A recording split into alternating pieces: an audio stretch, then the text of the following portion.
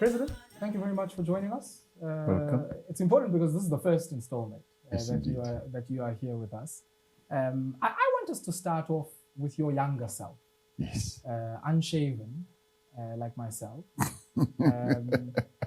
You were elected Secretary General in 1991. Yes. And in so doing, I guess you had your own political journey in the post-apartheid period, coinciding with the 3 decades that you often speak about when you're on the campaign trail.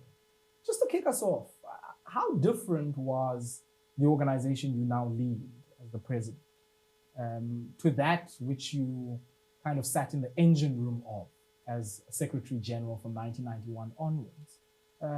I know there were fax machines then, but what are some of the things that you find different now inside of the organization?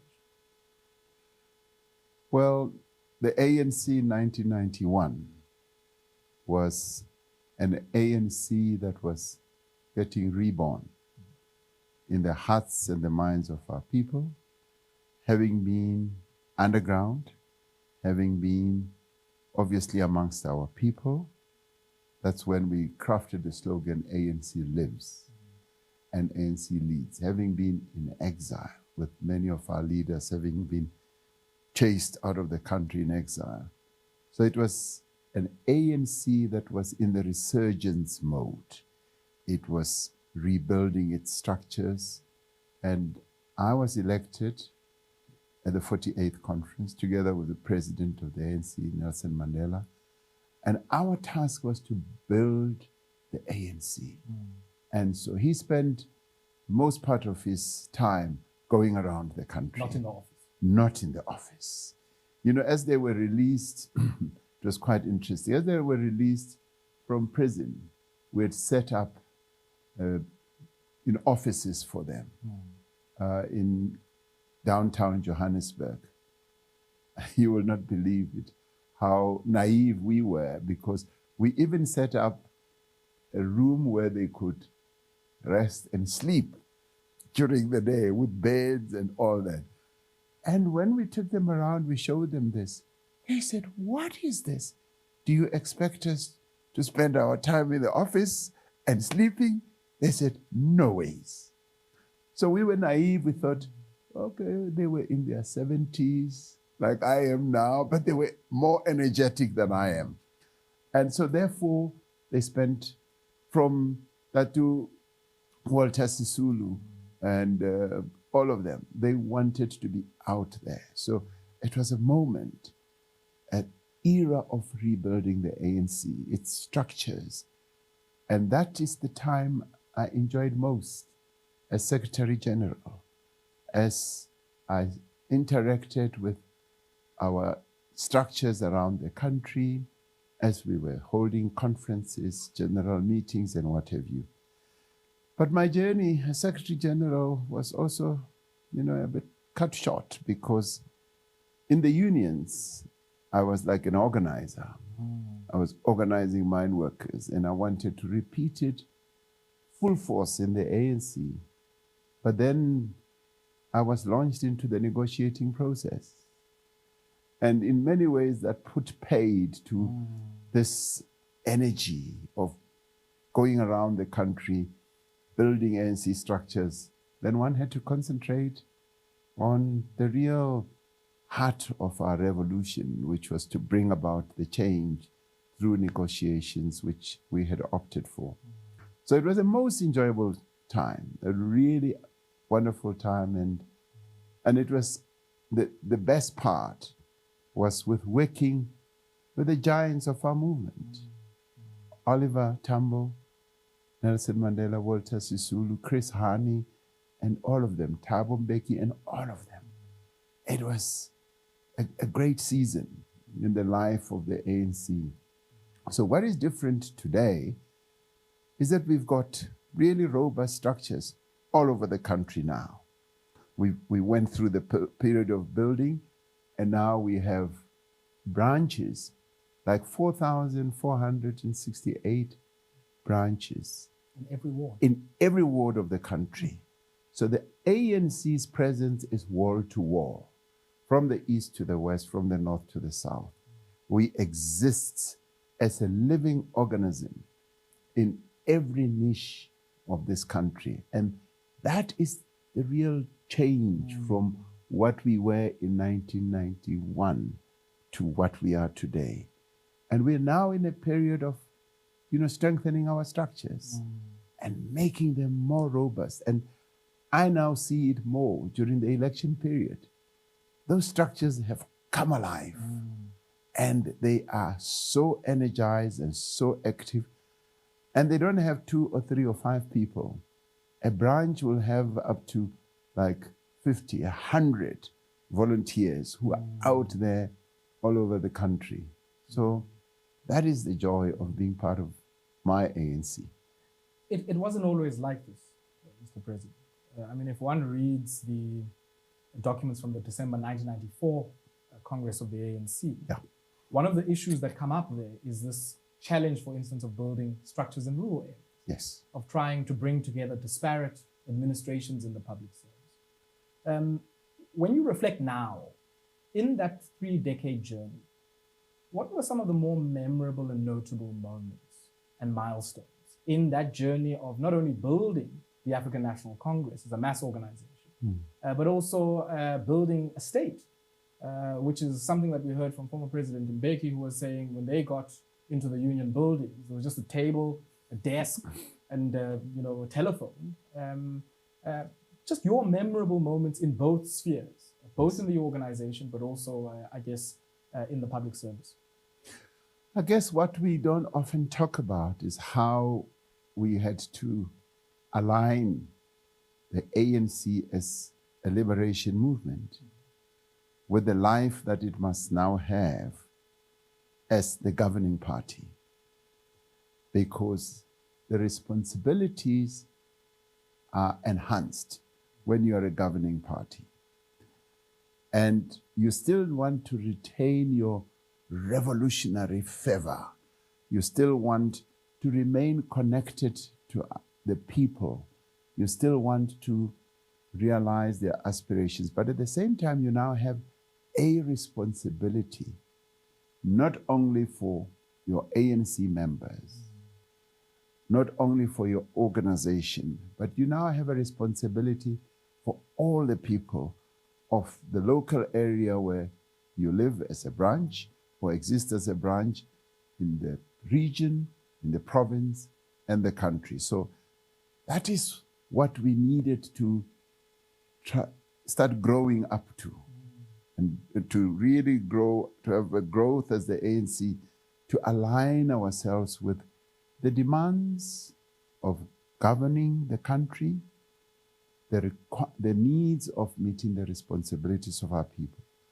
So as we got into government, we found almost like the shelves had either been emptied, rearranged, and we needed to build a unitary state that brought together, for example, like 13 different governments, so-called governments. By that, do you mean like the homeland administration? The homelands and the provincial administrations. So we needed to knit that all together into the unitary state that the ANC had always had as a key and central objective. One South Africa, as set out in the Freedom Charter.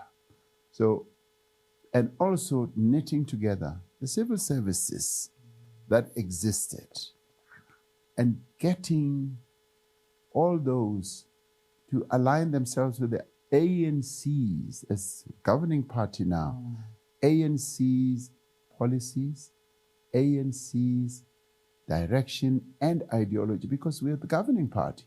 Every governing party in the world comes with its own policies and orientation. So we needed to do that. So that in itself was quite a challenging task. And may I immediately say that we have lived up to that task as the African National Congress.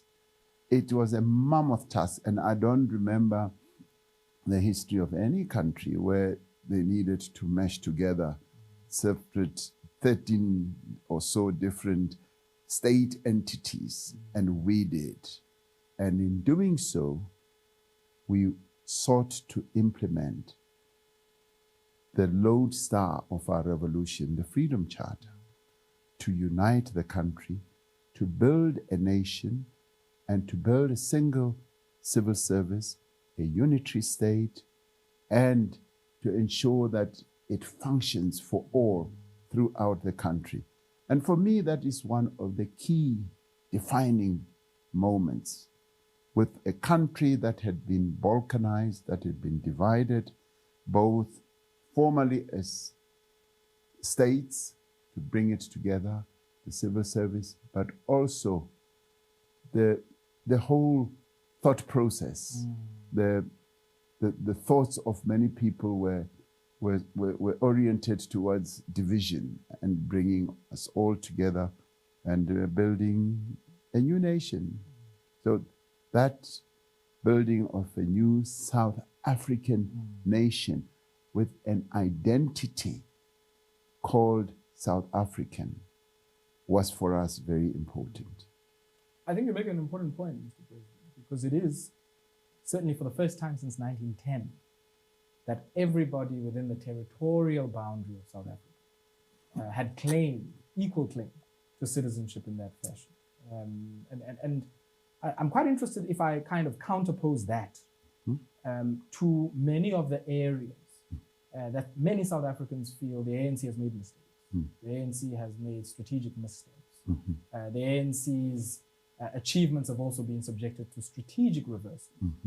I'm interested in how you square this up in your thinking and in the thinking of your leadership, both within the terrain of the public administration and the public service across different tiers of government, but also if we accept that the ANC is not just an organization interested in the pageantry of electoral politics, but also, I guess, a social force in the society, where you also, in that guise, see some of the reversals, some of the missteps, and what some might argue are some of the tragic mistakes. Yes. I want to follow up with the thread of what the key highlight achievements are. One of the key ones, which I touched on briefly, is the restoration of citizenship to the people of South Africa and dignity and the humanity as well. And that we did under the rubric of constitutionalism. We lived in a country where the governance of the country was so disparate. It was dependent on the whims and the feelings of those who were in Parliament in Cape Town. And just with edicts, the president would say this would happen. But what we did with adopting our constitution was not only to build a state, as I was saying, to introduce constitutionalism, the rule of law, the Bill of Rights, and by so doing, to ensure that we formalize who we are as South Africans, that our identity is wrapped up in adhering to rules and processes that are known by everyone and apply to everyone. And one of the key ones was to rid our country of racism in the more formal sense, to erase the racist laws in the main. We are not done yet. We still have to carry on with that process. But one of the key ones was also to restore the dignity that the women of South Africa should have had, because the ANC strategic objective, apart from democracy, was non-racialism and non-sexism. And of course, a prosperous country, which is a process that is still underway. But just bringing about equality between men and women, which is work in progress still, but also equality of treatment in the entire country, through ridding our country of that central division of seeing people as black and white, and seeing people as ethnic, groupings. That, to me, is one of the key successes that we hardly ever talk of. And it's really at the heart of what the ANC fought for and what it had as a strategic objective. And of course, we'll talk about, what the key other achievements have been, the economy and all that. But coming back to your question. Sorry, Mr. President, maybe just on the point you raised, because I think it is an important one. In a country where everyone is seen by an ethno-national marker, you are correct, it is a qualitative advance to move to a society where everyone is treated in the same way, afforded the same amount of dignity. Yeah. When you see some of the kind of ethno-nationalism, tribalism, federalism rear its ugly head. I mean, we saw it in the Western Cape. We're seeing what we're hearing in certain parts of our country during the course of this electoral process and the campaigns that are underway. Would you say that you've succeeded? Yes, it might be out of the statute books that you don't have the promotion of Bantu Self-Government Act and 8 national units. But have we been able to kind of wipe that off in the minds and hearts of South Africans? Having a single national identity has to be seen as work in progress. One of the major fault lines of the South Africa before 1994 was that division into races without uniting all of us. Now, we sought through our constitution, through adhering to the objectives of our struggle, to unite everyone and to close those fault lines, to make sure that we cement those fault lines. And because it's a process, sometimes they keep cracking. When the ANC was formed in 1912, the leadership then said, we must bury the demon of tribalism, the demon of division, and build one nation. And once we achieved our freedom, 82 years later, since 1912, in 1994, we then really started the process of implementing that. And it will take us some time. And along the way, there'll be cracks. But we are deeply rooted in the whole notion and the objective of having an unracial South Africa, of having a united South Africa, and will always strive to use the diversity that we all have, diversity between men and women, diversity between the national groups, to continue uniting this country. And of course, during the election campaign now, we're seeing how people are utilizing, almost tribalism by saying, we are this group and we must stay together. We want a particular area of our country to be excised and separated from South Africa, without really realizing that that was the real weakness that we had in the past, which was foreseen by those who formed the ANC and who, through their wisdom and vision, sought to obliterate that. Because reverting back to raw tribalism, to raw regionalism, just weakens us as a country, as a nation, and the strength that we have in our diversity and our unity is enormous. It is mighty. It's a mighty force. And we see it in how we are seen on the world stage. When people look at us, they say, you continue to be a miracle. You continue to be what we aspire to be, to have no divisions in terms of religion, sex, of gender, regionalism and all that. You are the one model country in the world, they say, in terms of the adherence to human rights.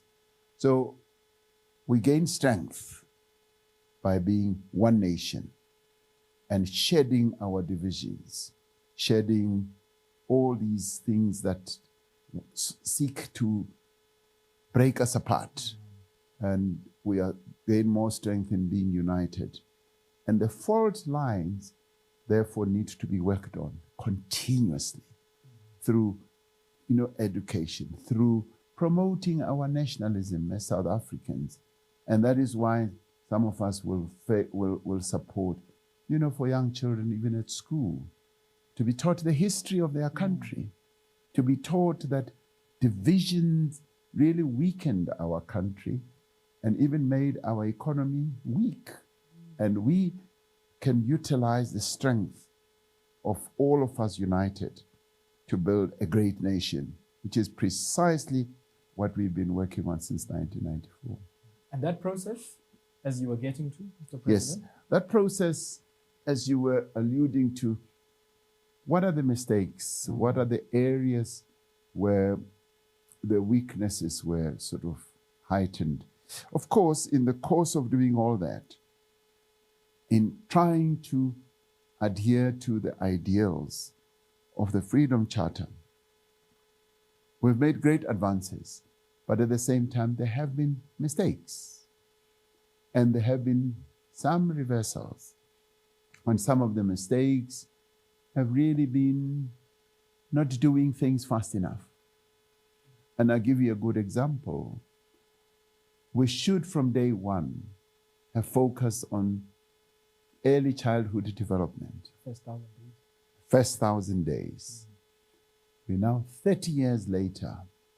It was only really in the 6th administration that I think we woke up and said, we need to focus on this. We'd been talking about it all along, but we felt we now need to focus on it and reclaim the upbringing, the education of the children who are scattered around without being in formal settings like proper creches and proper learning centers, early childhood development.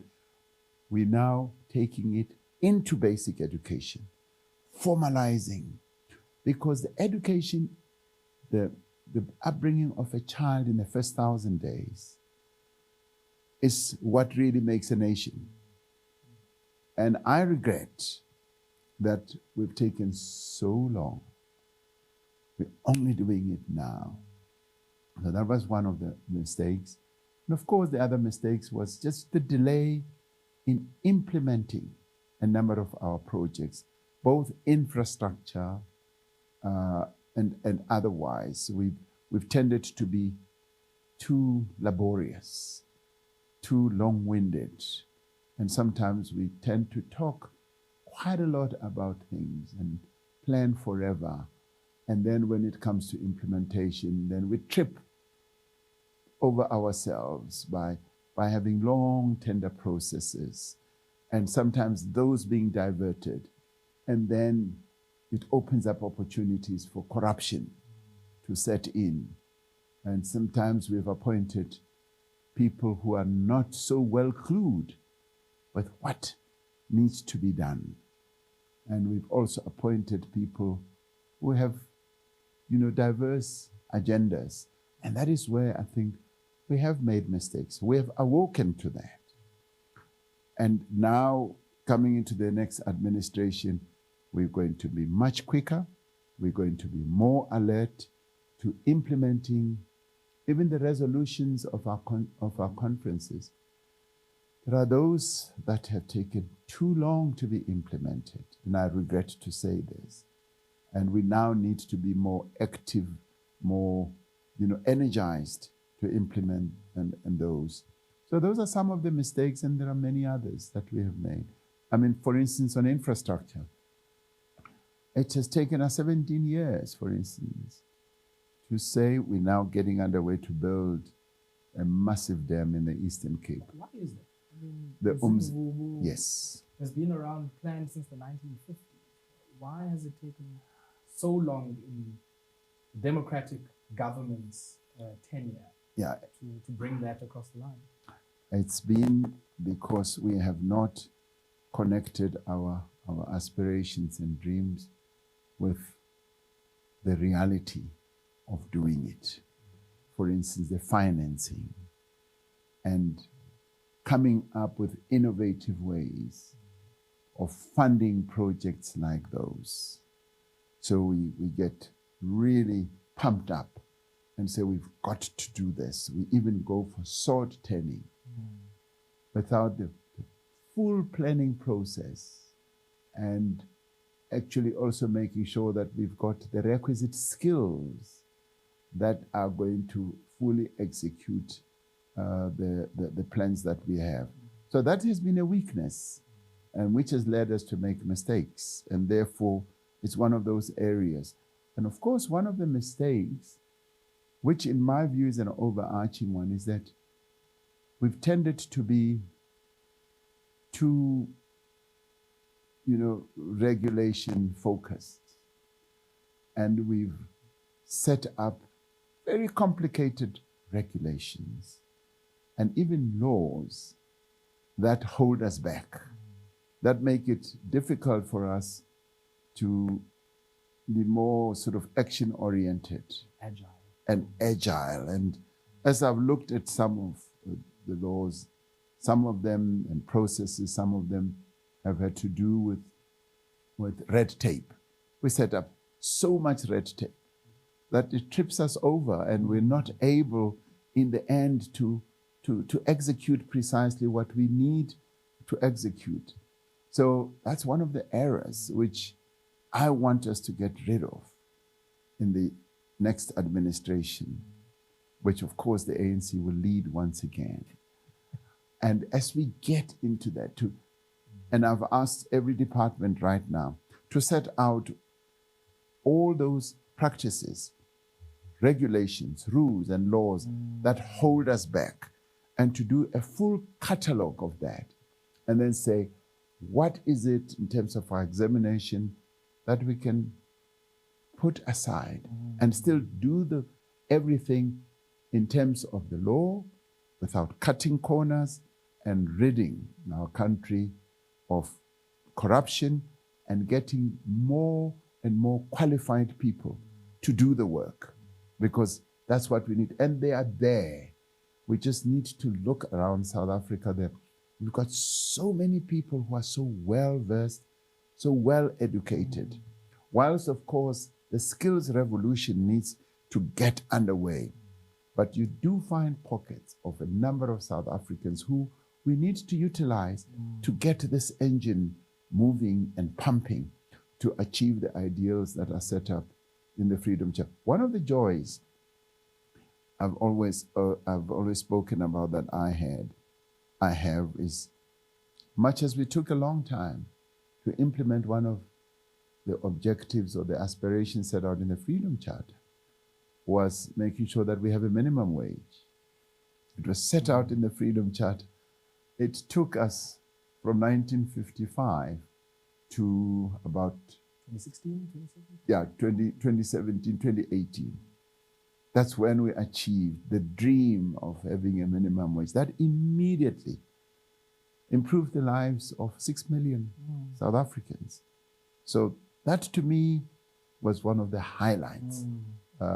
Not so much because I'm a former unionist, but because it was the right thing to do and achieving that objective that was set out in the Freedom Charter. You're making a very interesting segue into what I would like for us to have an economic discussion, Mr. President. Because one of the things that I find interesting in the forward of the manifesto of the ANC for 2024 is this focus on, one, yes, dealing with poverty, but also addressing this question of income inequality. Yes. And it seems to me, if I look at the minimum wage, if I look at some of the amendments to the Companies Act around disclosures of some of the people who are earning a lot of money. In the country, yes, that there are a series of measures, and I would add to that social relief of distress grant, which I think many of us are hoping becomes a basic income grant. Yes. Talk to us about that, and to what degree that's a linchpin of the economic strategy of the ANC. I was going to come to how we've gone about implementing the socio-economic rights that were that are set out in our Constitution. For us, that was a very key and important marker of how we can begin to address the issue of inequality and poverty through implementing the overriding objective of achieving equality. And through the socio-economic rights, of course, there's the social part where we've made tremendous progress, where in many ways, in my view, we've also economically empowered a number of our people, because I would argue that by ensuring that every South African has a right to education, when a person is educated, and we've enabled that right from when a child is born, the social grant or the child grant, and the grant that goes on until you're 18, and the school fee schools, as well, school nutrition, as well as higher education assistance through bursaries, NSFAS. That is an economic enhancement measure. So those young people who have been part of this process, when they finally finish, they're economically empowered. So much as it may look like it's a social right, it is also an economic one. And beyond that, the other social right is, for instance, provision of housing. And sometimes we never really see it in economic terms. But when a person gets a house, they are economically empowered as well, because now they now live in a much more formal setting, and they are now able to have value in their hands, because that house, the houses that we're building now, are worth 160,000 each. So that's something the household balance sheet. That's on the household balance sheet. I was in the Western Cape when the MEC said, we're giving this house worth 160,000 to this old lady. But immediately that house is worth 400,000 rand. In the market. Yes. So we've given her an asset, which she never had. And if you look generations back, you will find that her family, generations back, were dispossessed of their land, of their other assets. It could be house, livestock when they were forcibly removed. I can certainly trace it in my own family, on my mother's side especially, who were forcibly removed, and my own family with my mother and father when we were forcibly removed from Western Native Township, where I was born, where we had a lovely house, and now we had to go and live in a 4-roomed house in Soweto. So that economic sort of asset that many families had were taken away. So what the ANC-led government has sought to do, much as it has done that through building 4.7 million houses, it has given an asset base to our people, fulfilling a social right in the Constitution, which has an economic sort of spin-off for our people. And on the economic side, I mean, yes, as we have dealt with situations, child grant and all that, but we have also had to deal with how we respond to crises. A crisis like COVID, where 2 million people lost their jobs within 18 months. We needed to come in, close the gap and the hole. Of course, UIF came in, but we then started a process of a more sort of immediate and now medium-term grant, which is the social relief grant, a distress grant, and it now will most likely mutate into a more long-term grant, more long-term assistance measures. In terms of dealing, as we set out in our manifesto, dealing with the cost of living that our people are really reeling under, we have said we will continue to help families that are indigent, families that are in distress, by reducing the cost of living when it comes to basic services and giving assistance. One of the things we are going to be doing going forward is to really give economic assistance beyond just the 350 or 370, real economic assistance to a number of many sort of small micro businesses that we meet in our townships, in the rural areas. Our people are traders. They make things. They are more, and I'm finding this wonderfully out as we go through the villages and townships of our country, that they are more attuned to creating their own livelihoods in a variety of ways, running their own businesses, eking a livelihood out of the various activities around their lives. And we need to support them. We need to give them assistance. I've been meeting young people, medium-aged people, and older people doing business. And those are the people that we need to be giving more and more support to, so that we address this economic side of our people's lives that really drives their livelihoods. But I'm quite interested in this because historically, this is a sector that had been criminalized in the South African economy. I recall during the first few months of the lockdown, a notice coming from the city of Joburg saying all of the informal traders come to a certain place, you will be registered. And one of the things that becomes clear, or that became clear at that time, was that they might be informal, but they're certainly not disorganized. Yes. And so I'd be interested to understand, in the manifesto of the ANC, for that cohort in our economy, but also for another related cohort of small, medium, and micro enterprises, locked out of product markets in a concentrated economy, what's in it for them? What's in it for them is that we want to enable them to operate. For instance, I've been saying, and I want us to really focus on it, to create markets in our rural areas, in our townships. What we've tended to see happening is how big investors have come into the townships, into the rural areas, set up big malls. And those big malls are really for big businesses. They are for the big supermarkets, the big clothing national chains.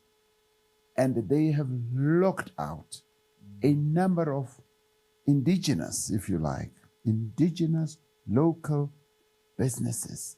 They don't have space there. And they make things. I was in Chawelo, where I grew up in Soweto. And as we were walking in the street, here is this lady. She's employed 4 people. They make the type of shirt you are wearing. Dashiki. Yes, a dashiki and a Madiba shirt. That you won't find in a typical retailer. You will not find in a typical retailer. And they make them so well. And they are operating in the backyard. And I argue that we need to take those businesses out of the backyard, put them in, if you like, an indigenous township market where everybody will throng, will come, and then they are then able to have a real market to sell. You find that in a number of African countries where you go, and I was once in Rwanda, and somebody said, here you can buy anything from a pin to, you know, a MiG jet fighter. That's what they said. He says, this is the trading place. And what is it? It's not like Sandton. It's not like the waterfront in Cape Town. It is a rural, indigenous type of market. It's got a wonderful smells and aromas and all that. And that is what we now need to set up, because that will be the trading place.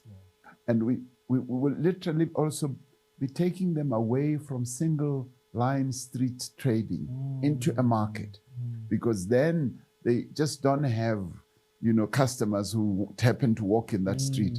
We bring people together in those type of markets. That's what we need to do, but also to support them.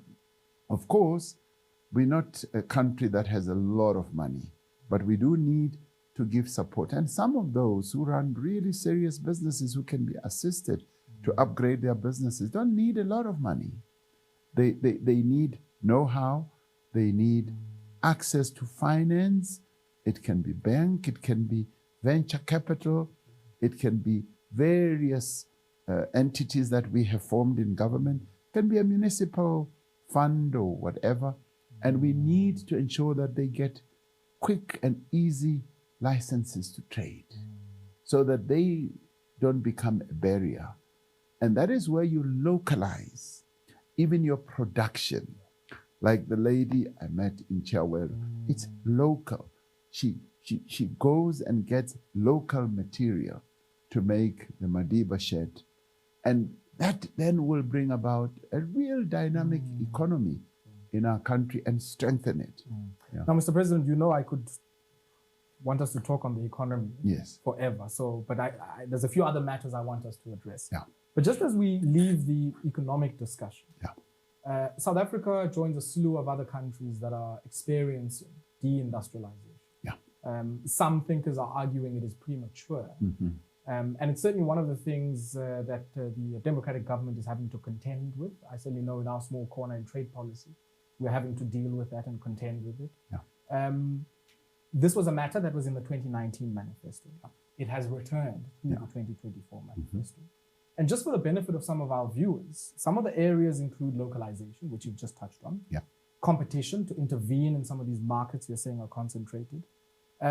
What is going to be different this time around in using all of these different instruments to get to an outcome where we, in the first instance, arrest the deindustrialization, but also lay the basis for reindustrialization?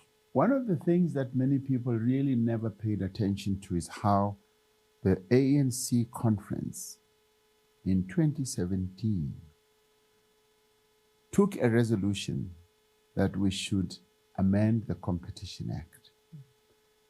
Because the Competition Act was like more focused on things like, empowerment and all that. It was not really focused on increasing participation by the previously disadvantaged, by deconcentrating our economy. The IMF and the World Bank commented that one of the weaknesses of the South African economy is too much concentration, and that impedes it from having more actors, more economic actors as to grow our economy. And that has meant that we are like a vehicle that's operating, which has 6 cylinders, but operating only on 3. That's been one of the key weaknesses. And we took that resolution and we have now amended the Competition Act to allow the Competition Commission, which is an entity that is given the authority, the power to deal with deconcentrating our economy. What does that do?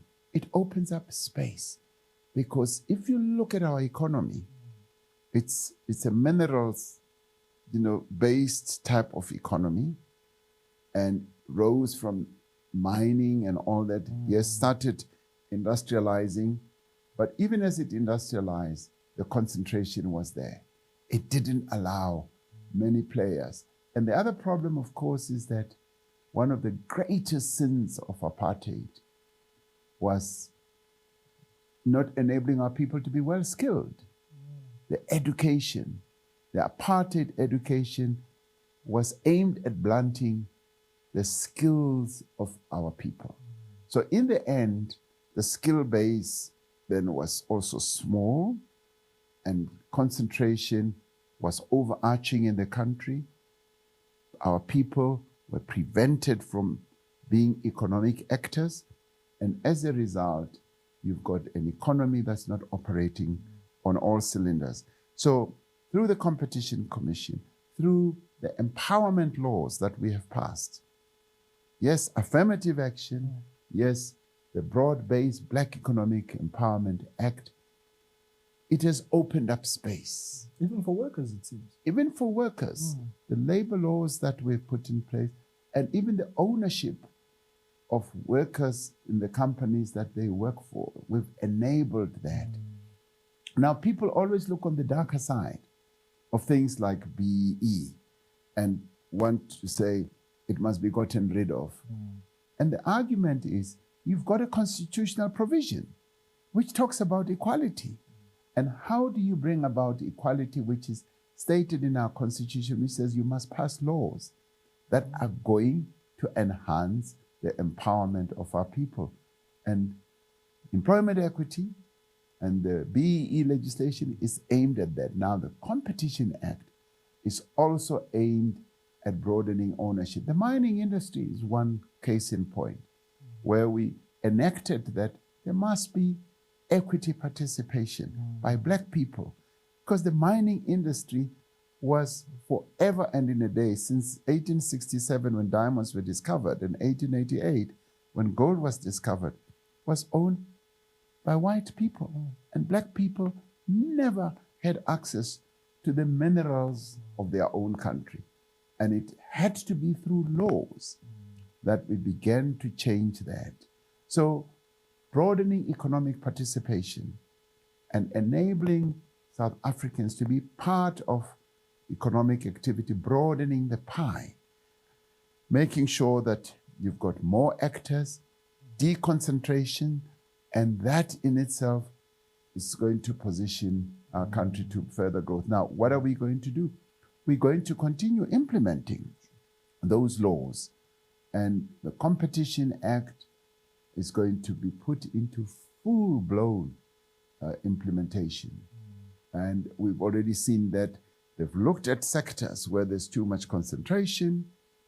And of course, you must expect that those who are who have proprietorship makes many people unhappy, are going to resist, because some don't even want competition, and competition is good. Competition brings about innovation, creativity, more players, and for us who've suffered and reeled under oppressive and racist laws, it opens up the space. Young people are able to come in. People with new capabilities are able to come in to be key actors in our economy. And it is a joy to see many Black people becoming, real serious players in the economy. This building, this wonderful building where we're doing this recording, is owned by a Black couple, I am told. It's a beautiful building. You never had that in the past. And it fills us with joy to know that Black people are surging into a number of areas of the economy. Are we satisfied with this? No, we must speed it up, because many more Black people want to get into the economy. Yesterday, I was in Thabo Mofutshanyana in Maluti Apofu. Some young people came forward and said, President, we want to participate in the economy, but we're finding that whilst we are local people, our government tends to bring in people from faraway places, Johannesburg and Cape Town, and they say, we are here and we can do the work. We need the opportunity. And I support that, because that gives opportunities to localized people who can be economically active and create jobs in the area and give hope to young people as well as older people as well. And I think initiatives like that also deal with this uneven spatial distribution of economic activity. Very much of this economy is still in the Gauteng City region, in eThekwini, in Gqeberha, and in Cape Town, and very little else. But as we shift from the economy, President, I'm quite interested, as someone who is still a bit younger on the spectrum, this cohort between 18 to 29 in our population, it constitutes just shy of a third of our entire population.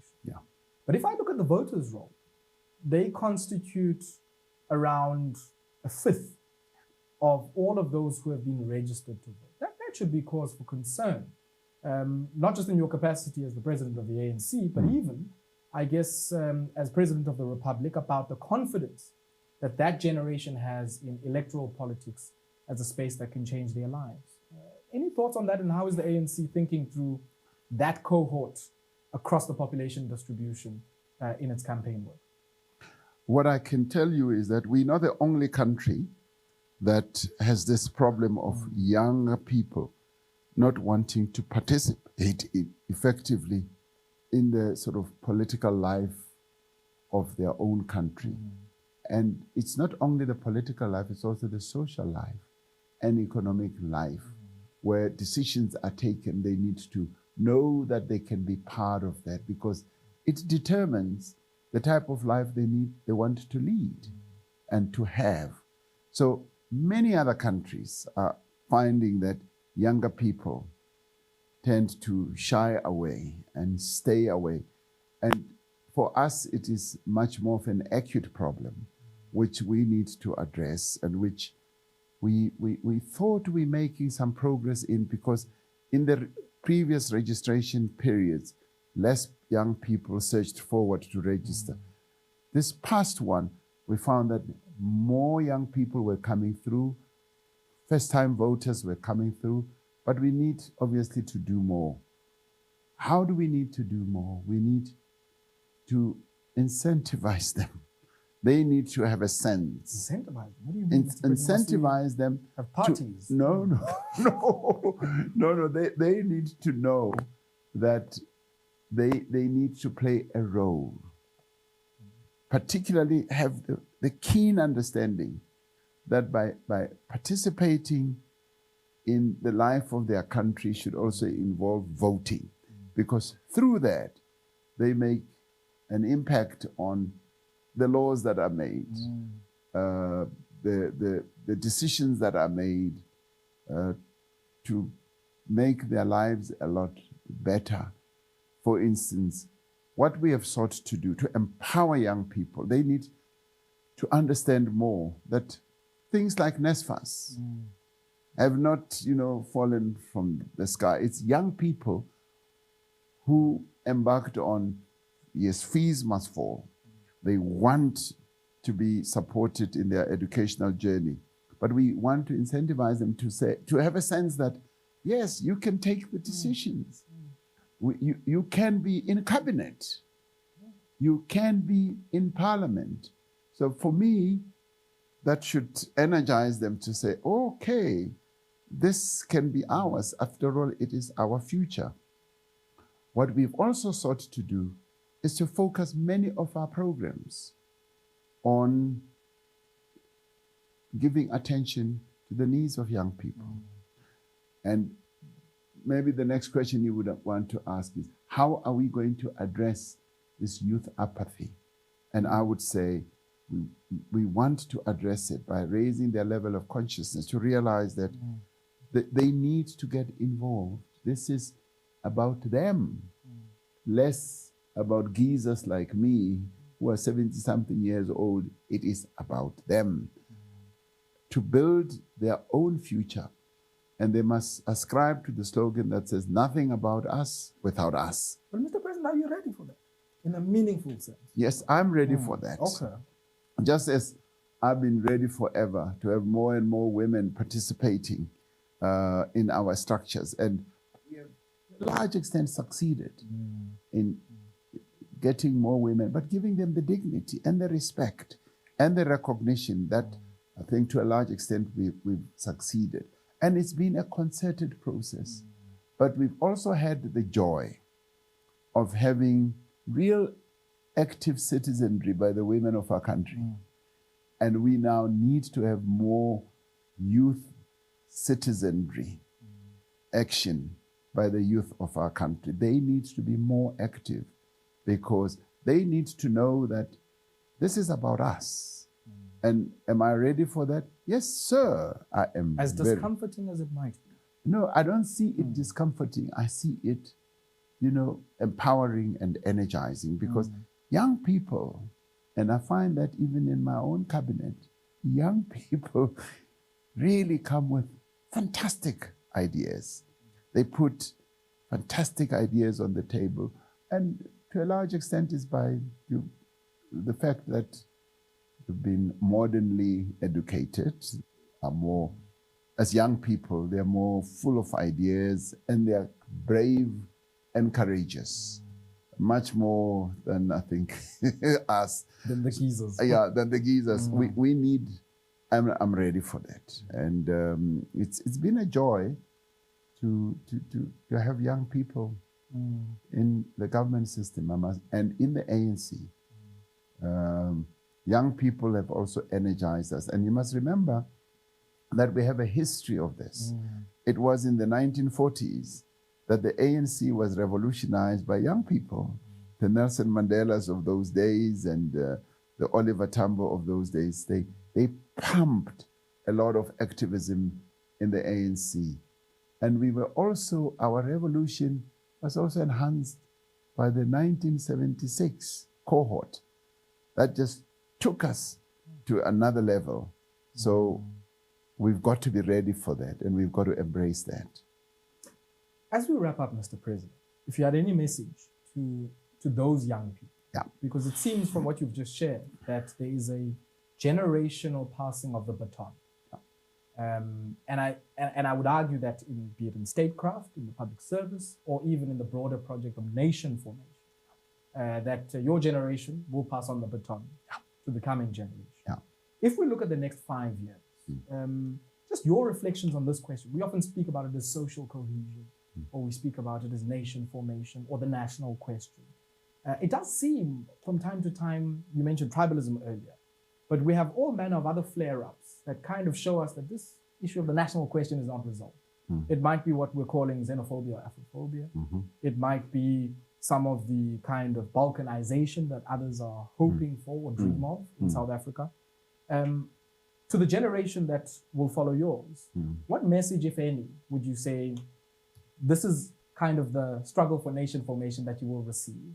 Take it further in these ways. But more importantly, how does this manifesto confront that issue and take it forward? Well, you mentioned a very wonderful and interesting concept of passing the baton over to younger people. We've been in a race, and I'd like to believe that within the governing party, we've held the baton, and we now still running, but now we are handing it back. And we want those young people to take it, to come running. They must come running and at greater speed than us to take this baton. You have seen how these races are done, the relay races. It's wonderful to watch because the runner soon starts running out of steam, but they're still running, and the one who must take the baton must come at full speed to come and take the baton and take it forward. That is a wonderful imagery that I really like. And taking that baton, and this baton is filled with principles, with values, with what we have inherited from our forebears.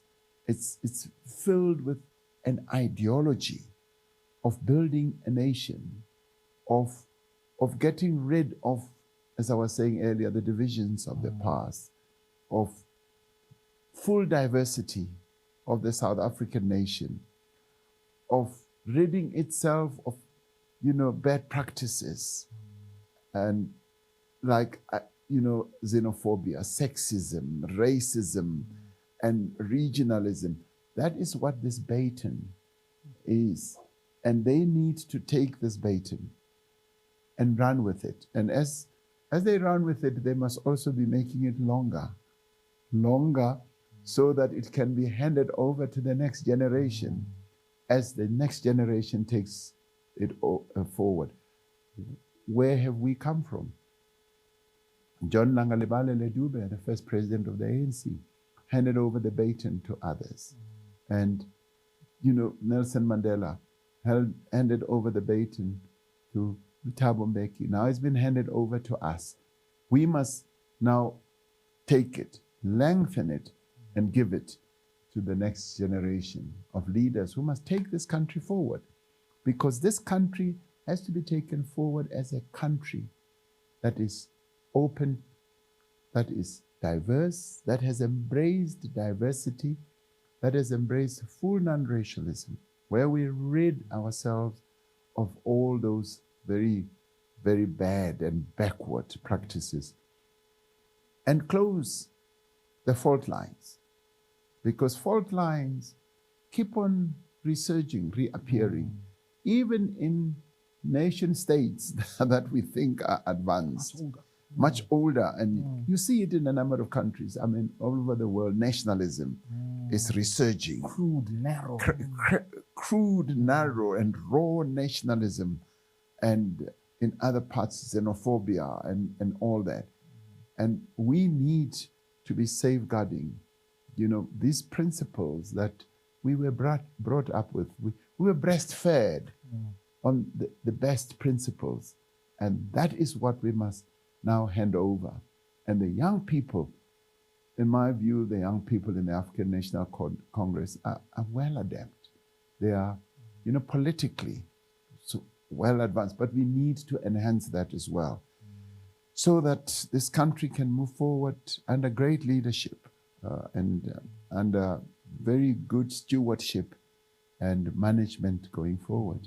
Mr. President, we're going to have to leave it here for now. It is, of course, the first episode. Yes. So we mustn't cover everything. Indeed. I was fearing that you want to cover everything. No. But I want to thank you. No, you're welcome. For helping us to initiate this in this way. Yes. And we wish you and your team all of the best. Thank you.